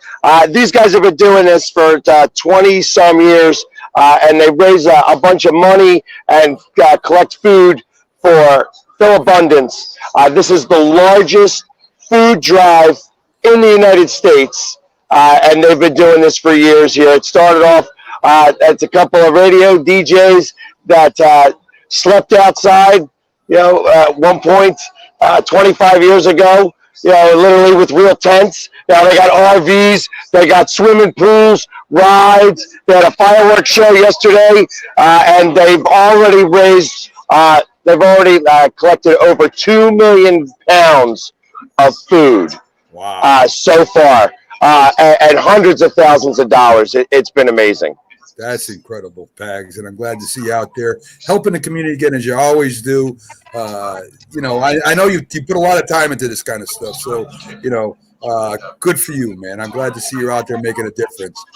So let's talk a little bit about the Eagles. You got to be happy that, they took it to Detroit. They sure didn't take them for granted like other teams might have, and they just literally pounded the Detroit Lions. They did a lot of things that they don't normally do, like blitz and run the ball. But as I said last week, there couldn't be much that I would really be able to take from this. The real test is going to see how it will translate to this Sunday against the Chargers. Of course, everybody said, hey, Detroit, that everybody's still fighting, that they're still fighting with their coach and that they're sticking in games. You could tell that there just wasn't a lot of energy from that side of the field. You're being too modest. That butt whipping they put on the Lions and that Philadelphia Eagle team, they may have beaten anyone last Sunday. That's how good they were. For one given Sunday, I'll argue they were the best team in the NFL last Sunday. Yeah, but you have to go up against another team to do that. And when that other team just doesn't They didn't bring it. They just didn't bring it at all. Like I said, there just was no energy, and the Eagles came with a lot of energy. So that was where the biggest win was. And of course, running the ball 50 times. I mean, we ran the ball more that game than we have all season long. I think we actually got more carries in that game than we have in the 7 previous games. So combined. So it was a good team effort, but I want to see how it translates this Sunday against a real team. Like I said, the Chargers actually have a pretty good defense. I feel like that their offense is a little bit struggling right now. Herbert's still, he's a second-year quarterback, but they can be able to give him some pressure, and I think that you'd be able to get some mistakes made, and that would be a great way of being able to come out with the W this week and being able to move forward throughout the season. If they were to get a good win this week, I think that they could go on a little bit of a stretch here, because we really do have the easiest schedule the back half of the season, as I think in the whole entire NFL. Yeah, I mean, listen, you get a win is a win. It don't matter who you play, Pags. And as you said, maybe this changes the offensive coach's mind, the head coach, that maybe we should start running the ball just at least 50% of the time, maybe 40% of the time, but have some kind of balance on offense, and maybe that helps them out. I agree. Was out. No. Yes. Their main running back was out, and they ran the ball well, the Eagles. That's a very good sign, but a bad sign is the Chargers have lost 2 games in a row, and there's an urgency there on the Chargers' part. So they're going to be going against a fired-up Charger team who really is trying to save their season with this game against the Eagles. I agree. And it's going to be one of those. It's going to be a tough test. I'm not sure. Like I said, I hope that they're not smelling themselves from last week. Obviously, when they put up 44 points, you tend to get a little complacent that, hey, maybe things are starting to right. The ship is starting to right itself. But we gotta still provide and show up on Sunday. Like I said, this is a decent Chargers team that is a little bit hungry because they did lose 2 games in a row. So, Agreed, Pags. Let's talk about your 76ers for a minute. They're in first place as of last night, 7-2. They got a few tough games coming up. They got the Bucks and the Knicks again, who they lost to. You think maybe the 76ers are starting to find a little chemistry without Simmons? I think so. Of course, again, you can only beat who you play against, and they haven't been playing. Like Detroit's not been a really good team. Portland, I was surprised at how bad the Dame looked, Damian Lillard and such like that. I thought that they would show a little bit better than they are. So, the big test is going to be on Monday against the Bucks. I'm going to be at that game, so I want to see them really be able to show what they've shown against Detroit and such like that. It's going to be a lot harder. But Matisse Thybulle has really shown up on defense. Niang coming off the bench has been a really good 6th man. And of course, our backup center, Andre Drummond, has really shined through a little bit. You very rarely see Embiid play in back-to-back games because of load management. But I feel like Embiid can play because they can put Drummond out there and actually take over for him and get some real minutes without Embiid being there, so that you don't need the load management entire games. You could actually load management in-game and put Drummond out there to give some quality minutes. Yeah, but basically the formula is what it was last year, but you're just flip-flopping Drummond for Dwight Howard. Same Correct. thing. Yeah. Correct. I think that Drummond, as of right now, is providing a little bit more than Howard did. Howard was a fan favorite. I was excited to watch him play last year. However, he didn't. Yeah, he was able to do a couple of things well, but not everything well. Drummond's actually been a lot more complete player than Howard has been. Better scorer, Pags. Better scorer than Howard, for sure. Pags, I'll let you get back to your work there. I'm glad to see you out there doing your thing. You're a good man, Pags, and don't work too hard today, man. I'm going to try my best. It's only up until 11 o'clock that they're doing this, so I got a few more hours to go. But it's been an amazing experience here. If you're in the Philadelphia region and you want to come down, it's at Xfinity Live. If you are outside the region, you can go to the 93.3 WMMR website and donate directly to them. It's Philabundance. Like I said, it's a great cause, and it's the largest food drive in the country happening right here in Philadelphia. All right, Pags. Have a good one. We'll see you Sunday, my friend. Thanks, guys. Have a good weekend. You too. So there you go, folks. The Philly sports guy doing his thing, showing his support for another charity, which he does quite a bit, Jack. So anyway, I mean, he looks like a nut. He looks crazy and stuff, but he's really a good man, and he's very well thought out. I'm surprised he's modest. When the Eagles win, he's very modest. When they lose, he complains. Okay, but they're coming off a 44-6 win over the Detroit Lions, and I thought Pags would be gloating, and I was ready to gloat with him, but he's very modest. I was going to say, let's give it to Jeff Vogt on Sunday, the Eagles' performance. Let's talk about it, but Pags is being a little too modest for me now. I mean, well, maybe I don't know where to go with that. Maybe it's the charity drive makes them feel, there's little things more important. Yeah, I guess that's it. When you give it to charity, you're modest, you're humble, and yeah. So that's probably just the way it is over there right now. So, folks, we're going to take our second break for today. On the other side, Keith Angle will be joining us. He had something he had to take care of in the last half hour. He already told me about it, but he definitely will be up with the last half hour of the show. Please stick with us. We got a lot more sports to get to, especially when it comes to Patriots, Knicks, and college football, which is part of his specialty. So stick with us for more great sports. We'll be right back after these messages.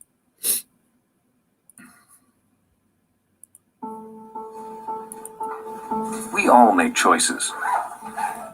When it comes to alcohol, kids make choices whether to drink or not. Bye, Dad. Bye-bye. Remember, I'm going to Alex's party tonight and sleeping over.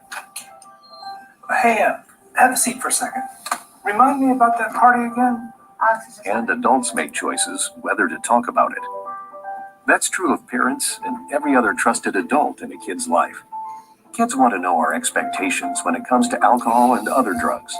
They want guidance and honest answers to their questions. And it makes a difference when the message is consistent and part of everyday conversations. So talk with your kids and help lead them on a positive path. Because when you talk, they hear you. For more information about talking with your kids about underage use of alcohol and other drugs, visit underagedrinking.samhsa.gov.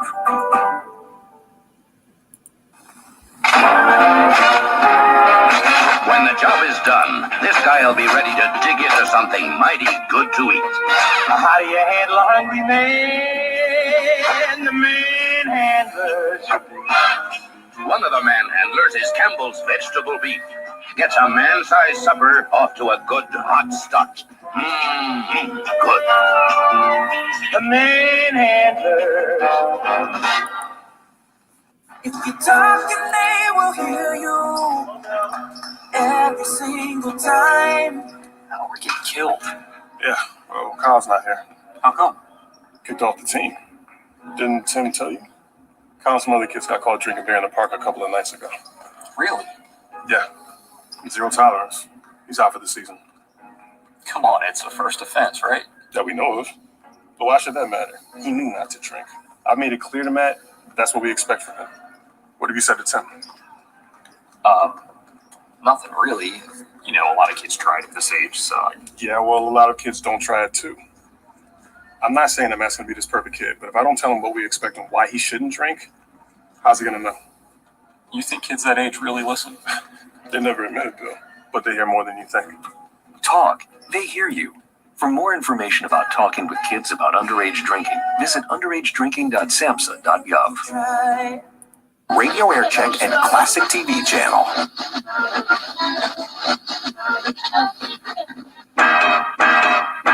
Shaper is the one bit to have when you're having more than one.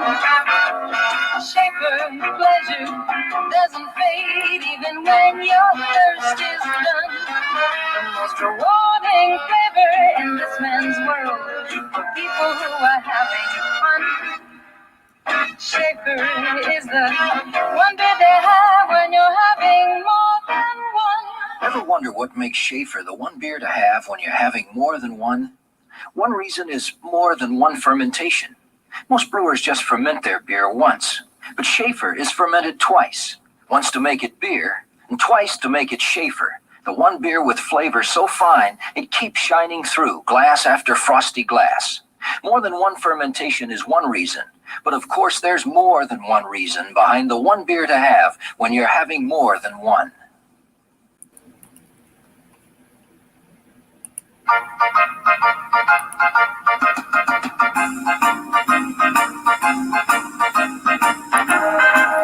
Jack is a legendary Hall of Fame boxing writer.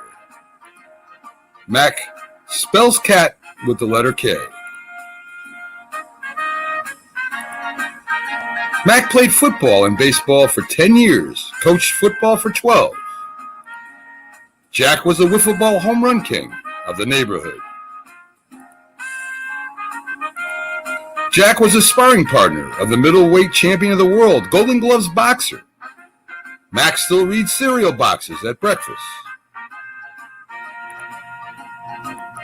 Together they form the Sports Odd Couple.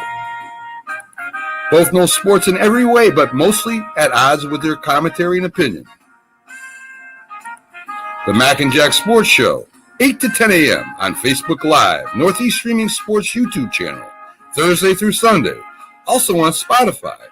Tune in and enjoy the show.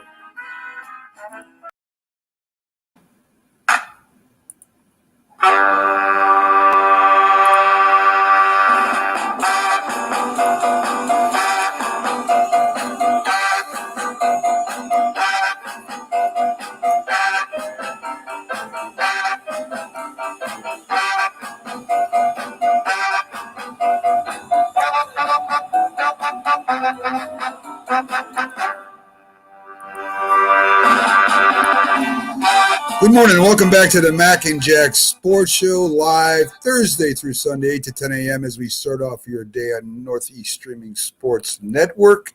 Just had the Philly guy in, Byron in, and just waiting on Keith to see if he can make it in today.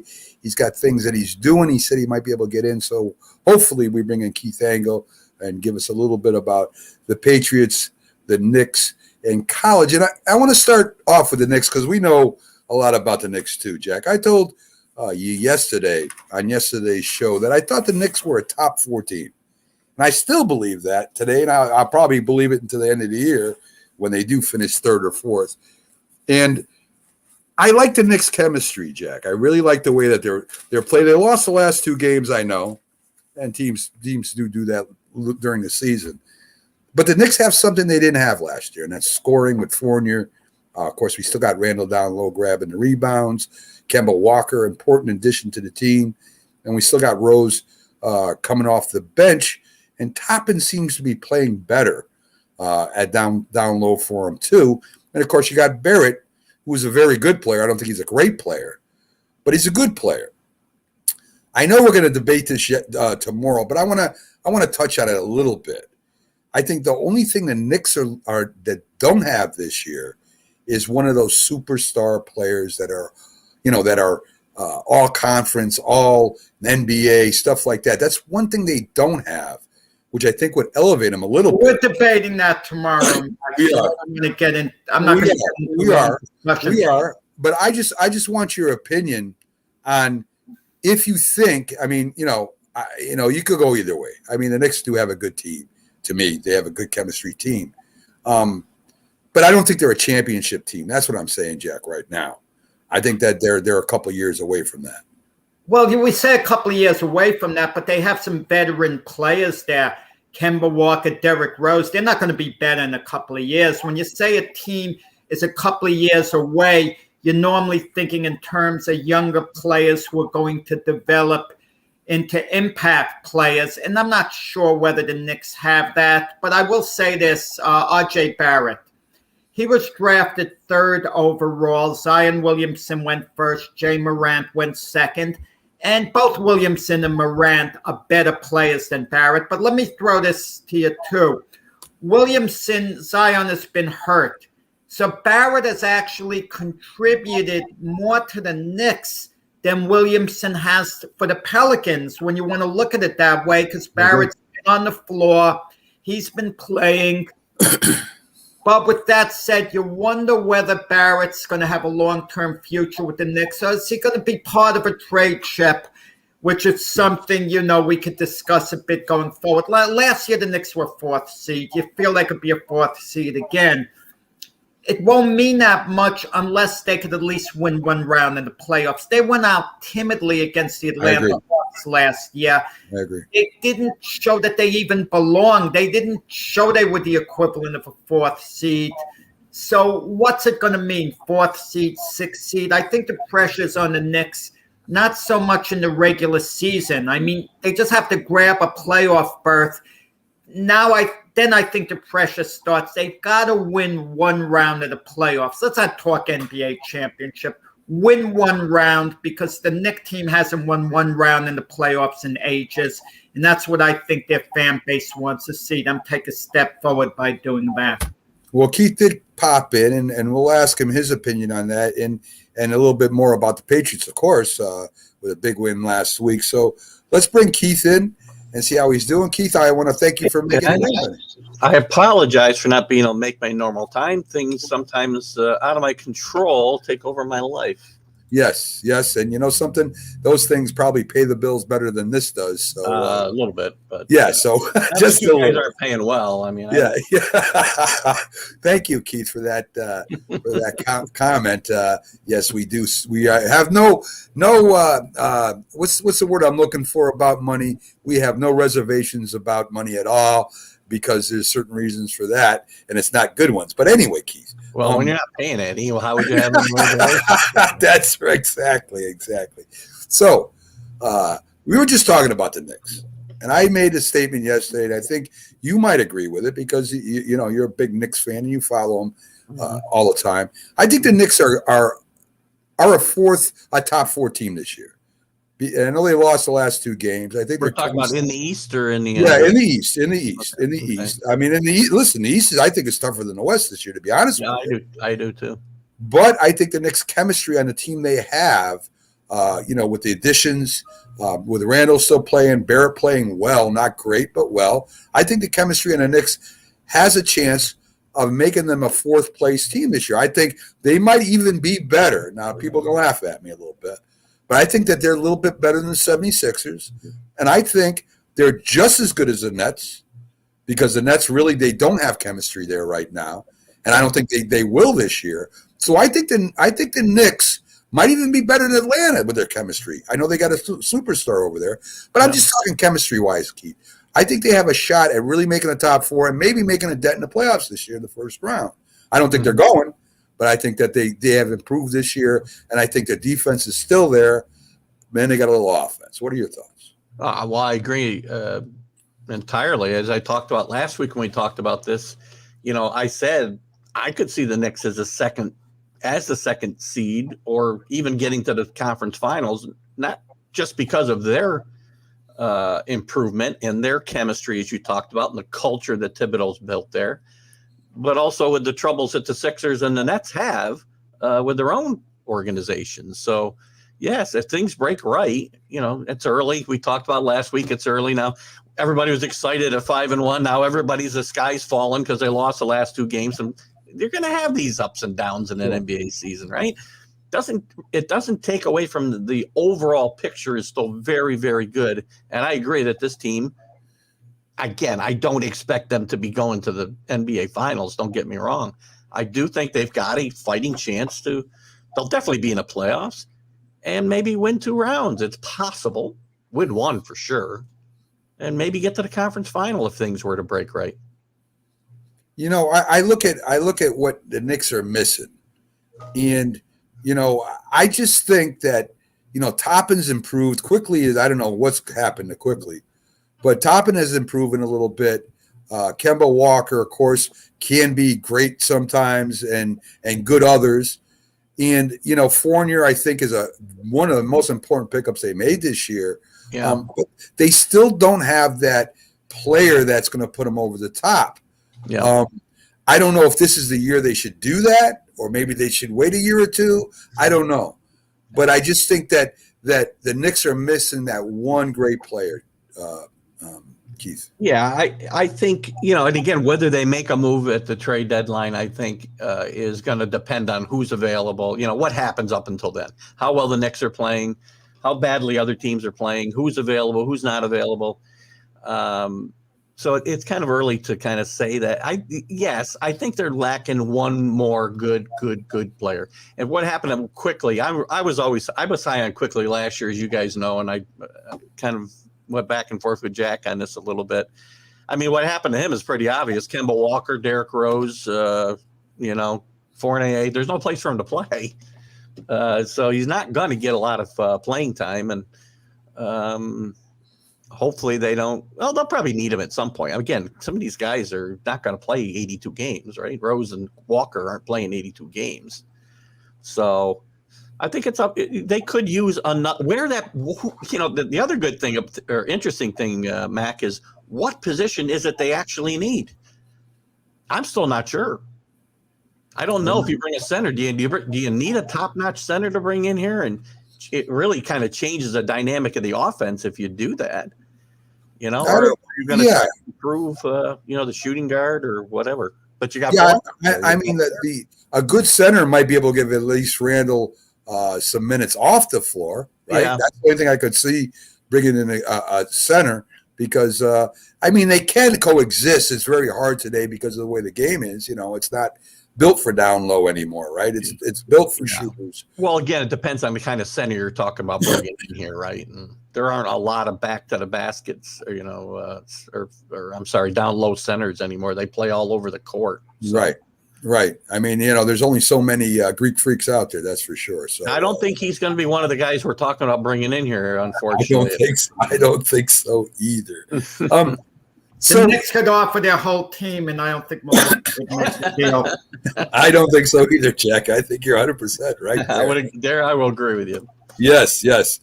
So let's turn to the Patriots. Big win, statement win, I think, over the Chargers last week. They come to 4-4. Their team is improving every week, which is, you know, what Belichick did before last year. You know, they kind of start off a little slow. Even with Brady, they did. You know, and then they start coming on as the defense gels, the special teams gel, even with a young quarterback. The running game is starting to look good again, like a Patriot running game. You know, I mean, 4-4 right now is – I think they're on a path to at least a wild card after watching Cleveland slump and you know, Baltimore having its problems, the Bengals having their problems. They're not consistent right now. I mean, listen, Baltimore, they have 2 losses, I think. That's pretty consistent. I mean, I don't mean it like that. I mean, every week it looks like the Patriots are improving. They play Buffalo twice still. And I don't know if they got what it takes to win the division, but I don't think Buffalo's a powerhouse. I've never thought that. I think they're a top 4-5 team, but I don't know if they're a powerhouse. I don't know if Kansas City was at full strength, there's no way Buffalo could beat them again. They're not. And I think Baltimore, we'll find out. I don't know if Baltimore's playing Buffalo or not coming up this year. I think they are. I'm not, don't quote me on that. I'm not positive. But the Patriots with 2 games against Buffalo, if they win the first game against Buffalo and they continue to improve, I think Buffalo's going to be under a little stress this year. Well, here's a couple things to think about. I agree with you totally about the Bills. Bills are again, they're a good football team. Don't get me wrong. Very good. They're a better football team than Patriots today, as we speak. But I can say that they are also a disappointing team this year. Josh Allen's taken a step back. He's thrown more interceptions this year than he's been throwing the last couple. So he's not taking as good care of the football. They struggled against some inferior opponents. And the Patriots catch a breaker, because you're right about the Patriots. They're getting better every single week.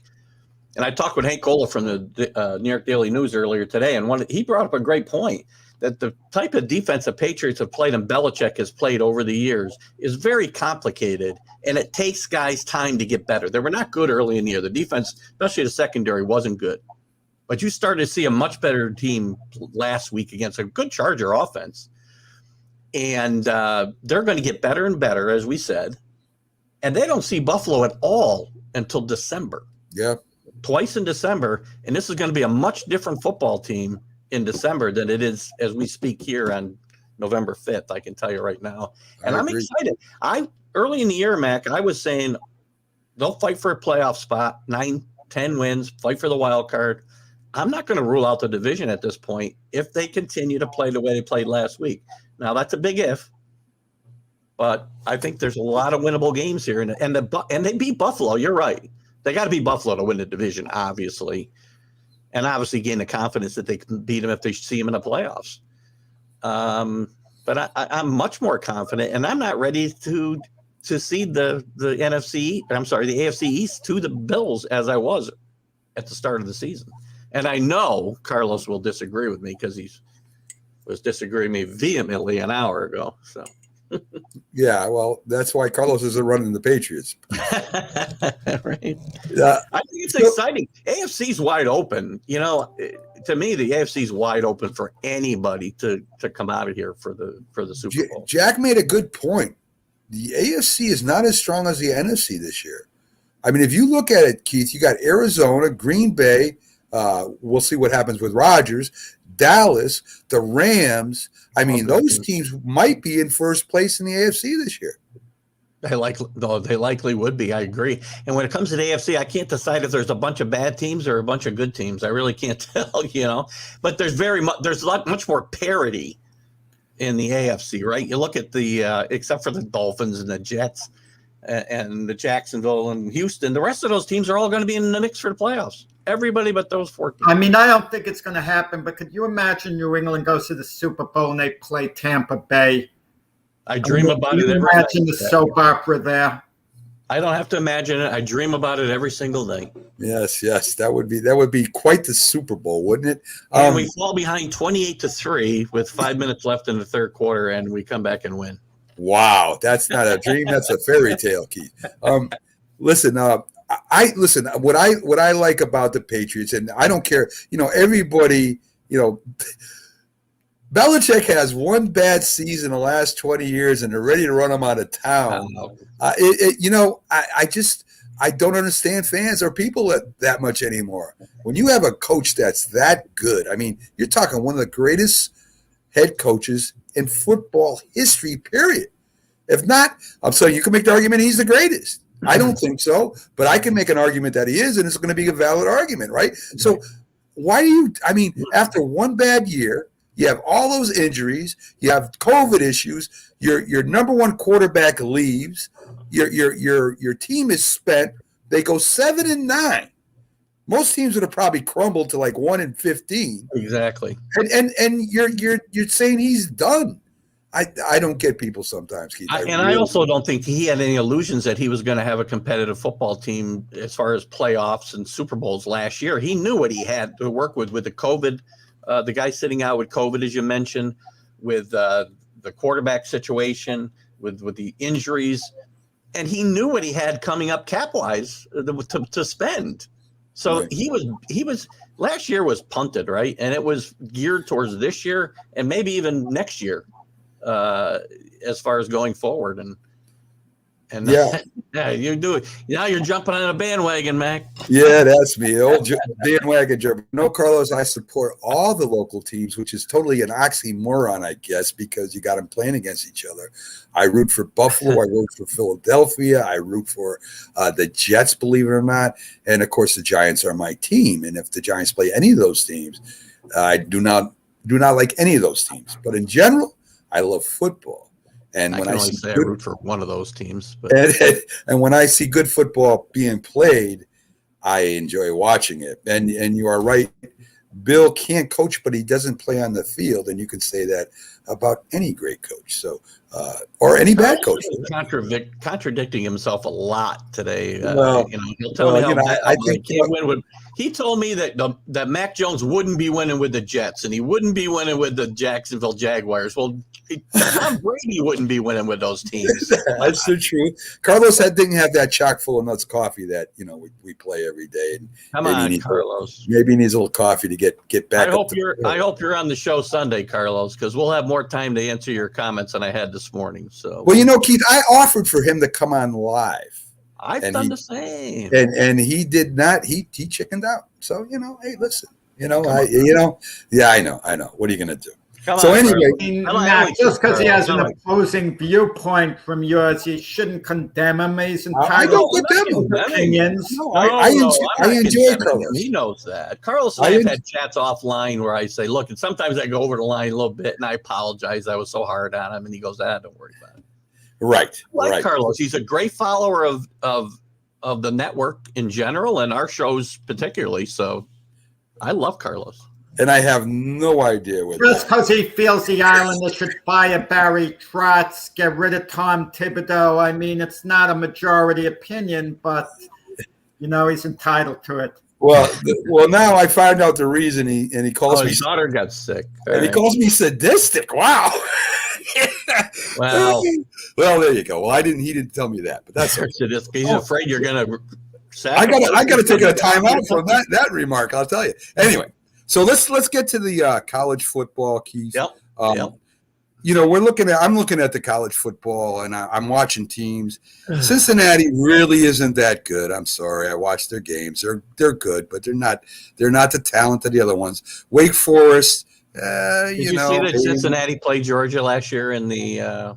Last year's last year, Keith. Last year's last year. This year, I'm just saying, don't say they can't compete with the big boys because they can't. Well, maybe last year they could. And didn't they give Ohio State quite a game last year? Yes. No, they didn't play Ohio State last year. Well, Ohio State won't play Cincinnati. That's one of the reasons they can't get in the top 4 because nobody will play them. Right. And when they do play teams on the road, they get, they say, well, Indiana's down, which nobody knew they'd be down.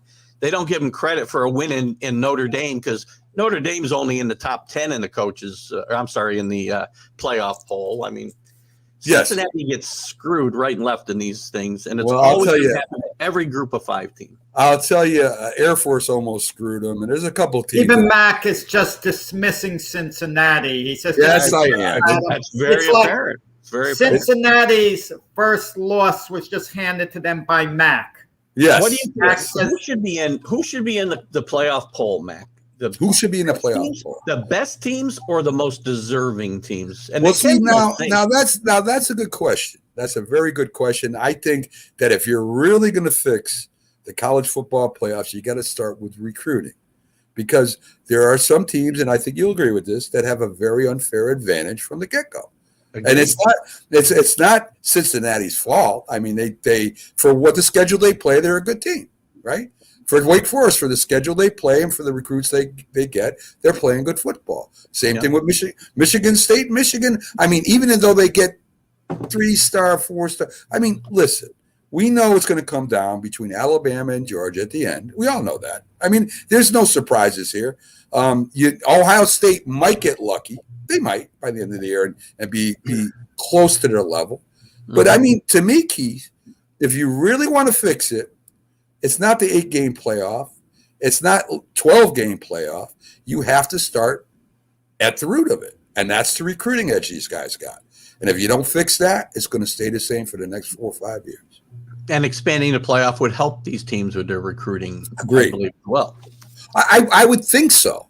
But if I had a choice to go to a team like Cincinnati who would say they make the top 8, say they had an 8-game playoff and Cincinnati gets in at 8, and I watch them play Alabama, and Alabama beats them 45-3, I'm going to Alabama. I think you got to fix the recruiting system right now. I think it should be fixed. There should be a limit to recruits that you can get to make it more fair. And that pay. Now, I'm not talking about people that pay to go there. I'm talking about scholarships. And if you fix the scholarship problem where Alabama recruits a certain amount of players for a certain amount of positions and they can't over-recruit these positions, now we're going to start talking. And the college football will start changing right away. Well, Cincinnati is going to the Big 12, so that's going to change in a couple of years. So, but I'll tell you right now, Cincinnati can compete with every team in the top 10 of this poll except maybe Georgia. They can compete with Alabama. Alabama's not that good. Alabama should have been made to play their way in, and they can. If they win out, they'd be in the top 4 anyway. And I don't think the committee should have ranked them at number 2. They should have been outside the top 4 because they're going to if they take care of business, they'll be there anyway.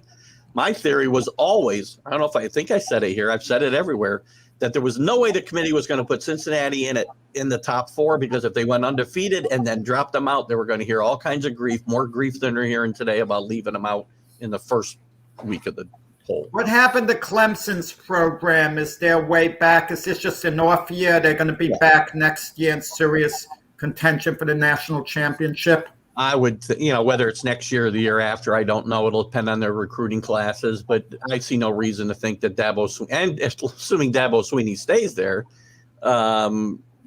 there's no reason to think Clemson won't be back. Every team's going to have a little downswing after the success they've had the last 8 years before this. Except, I like their chances to come back. Yeah. Well, listen. Again, Keith, I think the recruiting has to be fixed first. And once I don't necessarily disagree with that. I mean, if it is, I think it would. You wouldn't have to go to 12 teams or break if you just fix the recruiting. How teams recruit and how many they can recruit and all this good stuff. Once you start doing that, things will start evening out. Until then, Alabama has a huge advantage. Georgia came up to Georgia. Yeah, they're playing a good ball. They do recruit very well too. But I'm just saying, the king of the hill is still Alabama until they lose. And I'm telling you right now, Georgia plays Alabama in a national championship. I'd favor Alabama right now. I'd favor them right now. So anyway. I don't know. After watching Alabama play and Georgia play, I don't know. That Georgia defense is so good. I don't know. It is. It is. And by the way, talking about the playoff, there's no way there's going to be an 18 playoff. It's going to stay the same, or it's going to be 12 because with 8, there's only going to with what's been proposed, there's only going to be 2 at-large teams. There'd be the Power 5, the best group of 5 team would get in, and 2 at-larges. And none of the power conferences want that because now they got 4 shots of getting in, other than their conference champion. And 3. And Notre Dame doesn't want it because Notre Dame's got 4 chances to get in. Now they'd only have 2 at 8. Yeah, so I agree. Not going to vote for that. It's either going to be stay the same or be 12 at least. I agree with everything you're saying, and and they control. Well, the networks want Notre Dame in because of the magic of their name, and they want Alabama in because it's a question of, you want to see the champion dethroned on the field during the playoffs as opposed to not being invited to the party. Yeah, and look at the guys on the committee that are deciding what's going to happen here, right? They're all Power 5 schools, and they're Notre Dame, and that's who's going to make the decisions. So they're going to do what's best for them. I definitely agree with all that. So going forward with the NFL itself, and I want to talk a little bit to you about the less time we have here. We don't got a lot of time. I just want your opinion on Aaron Rodgers. I asked Byron about this. Aaron Rodgers does not get the COVID shot, and he got caught. Green Bay got caught, and now it could lead to Rodgers getting suspended for 4 games. It could cost Green Bay some draft choices, a big hefty fine. I blame Rodgers. Jack blames the league for not, making sure, and the Packers for not making sure.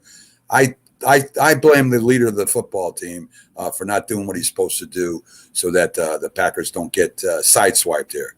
No, I blame Aaron Rodgers as well. I mean, the team's got to be culpable a little bit, but, Aaron Rodgers tried to play loose and goosey. I mean, whether he wants to get the COVID shot or not, that's up to him. The players don't have to get it. They run the risk of not playing. They run the risk of their teams forfeiting games. They know what the risks are. But for him this summer, when he was asked point blank, are you vaccinated? And he said, well, I'm immunized. Well, everybody's going to think that means he's vaccinated. Now his take is, well, I didn't say I was vaccinated. Come on. I mean, he did lie, and that should have been it. We all know what the word vaccination is. And when he didn't say he was vaccinated straight out, there was the red flag. Someone should have followed up. I don't disagree with that either. But you know what? Aaron Rodgers. This is just more nonsense from Aaron Rodgers, by the way. Him not. He wants a team to care about him and make it better, but does he care about his team? Not at all. I don't think he cares about his team as much as he wants his team to care about him. And I agree with that 100% because not only are you affecting your life and your future, but you're also affecting every guy in that locker room's life and future that might have a chance to go into a Super Bowl. And this might stop that. So I felt you'd feel that way, Keith. That's why I asked you. If I didn't think you feel that way, I wouldn't ask you. Oh but my God. I think Let's it's just do this. Give him a freaking lightsaber and a Jedi robe and put him in the next Star Wars movie and get him out of the NFL because that's the only way that hairstyle works. Oh, Lord. Well, folks, I want to thank you for joining the Mac and Jack Sports Show. Keith, thanks for making it in. Thanks to the Philly Sports Guy and Byron Williams for joining us today. We'll be back tomorrow with the debate show and the big football show. Well, not only will have the Patriots preview, the Eagles preview, but we now have a Jets preview coming. And who's that? Well, you're going to have to watch and find out. It's not Jack. So there you go, folks. Have a great day. Have a great Friday night. We'll see you tomorrow.